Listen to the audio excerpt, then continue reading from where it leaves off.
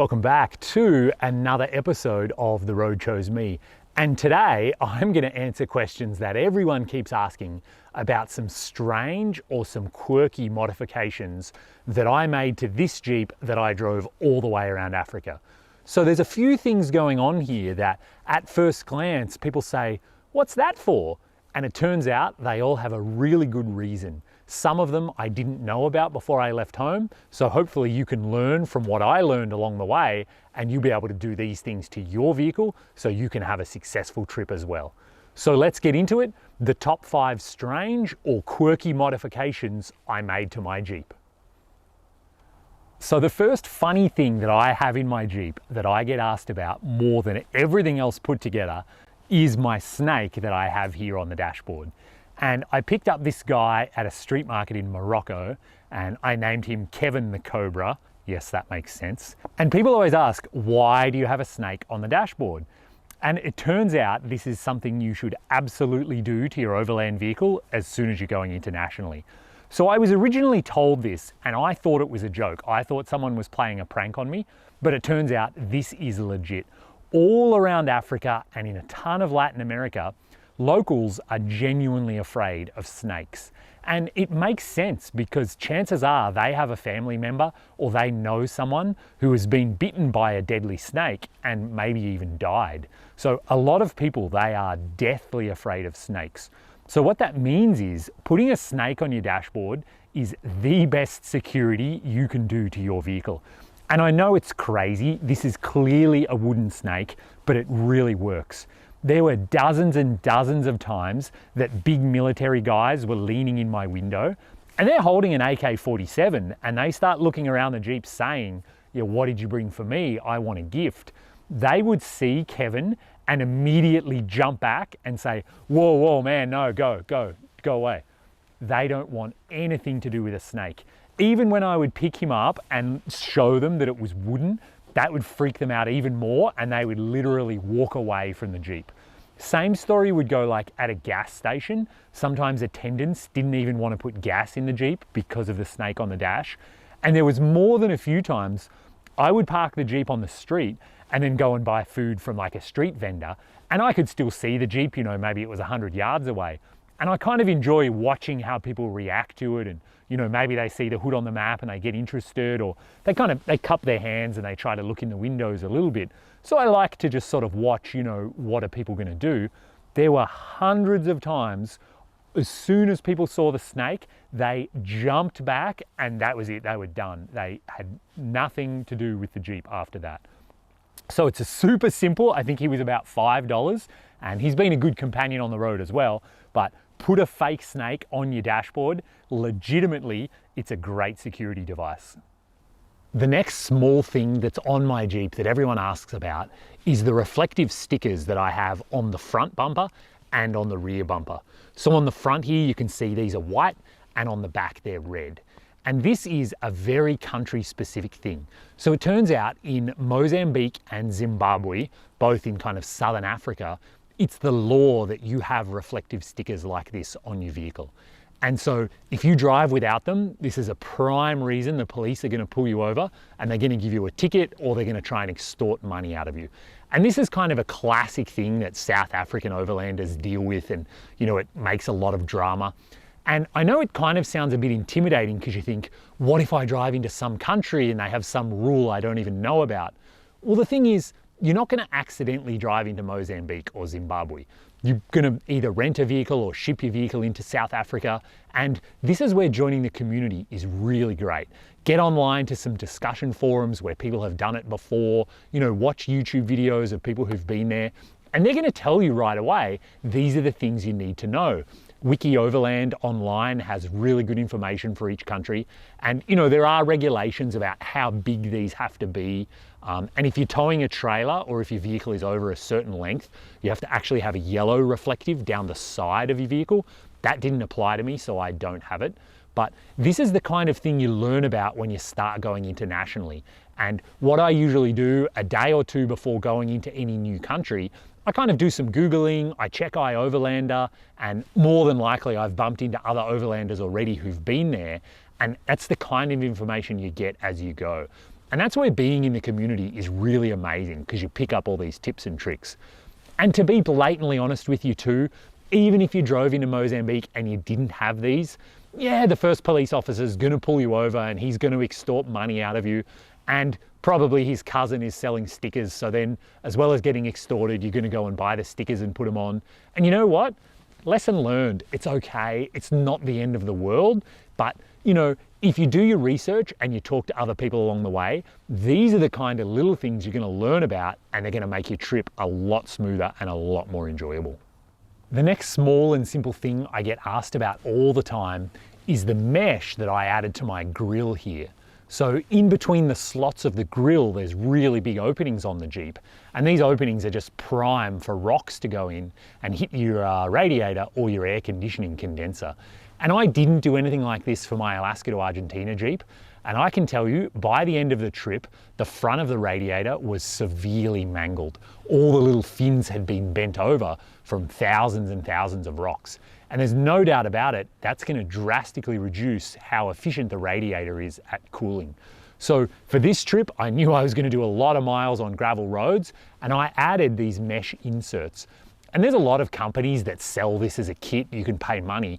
But instead what I did, I went to Home Hardware and I bought some gutter mesh. I think it was about $5. And then I glued it in there using Gorilla Glue on the inside of the grill. And so there's a ton of different forum threads on Jeep Forum and JK Owners and all of those. I'm sure whatever vehicle you have, you can find instructions online to add mesh to your grill like this if you have big openings. Radiator protection is something you really do want to think about. That's also why I have the big hoop bumper. But definitely, if you can keep rocks out of a radiator, that's going to improve your cooling and keep your vehicle running well for your long-term trip. The next modification I made is to change the way that the interior lighting works on my two Jeeps. So the first thing I did is I pulled out the fuse for all the interior lights. So that means when I open any door in this Jeep, no light comes on in the inside.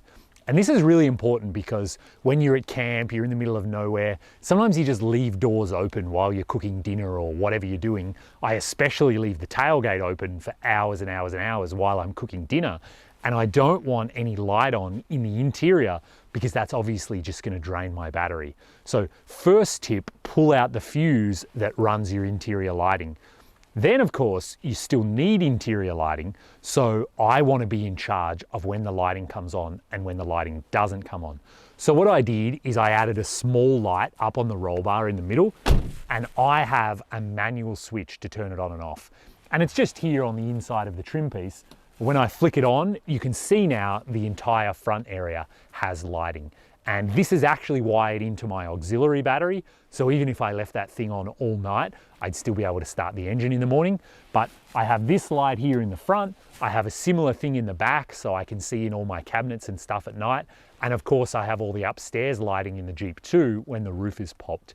So in this way, my starter battery can never run flat from all my interior lights.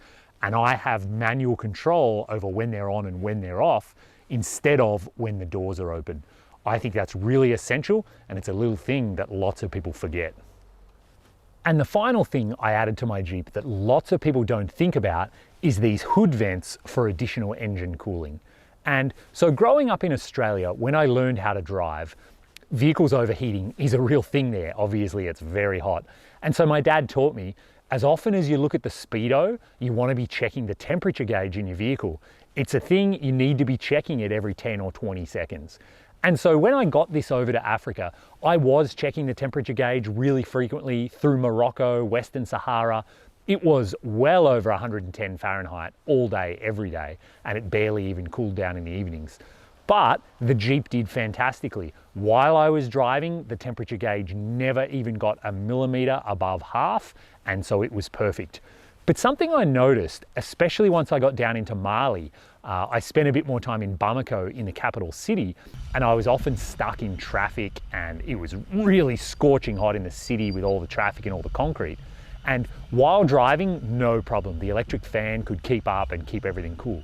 But when I turned the engine off, let's say I went and did an errand for half an hour, when I got back and started the engine again, the temperature gauge would be at about 3/4. and it would take a few minutes before the fan and the coolant circulating could bring it back down again.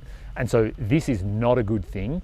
And I did some research. It's called heat soak, and it basically means even after you've turned the engine off, the heat just continues to soak in, and it actually gets hotter and hotter.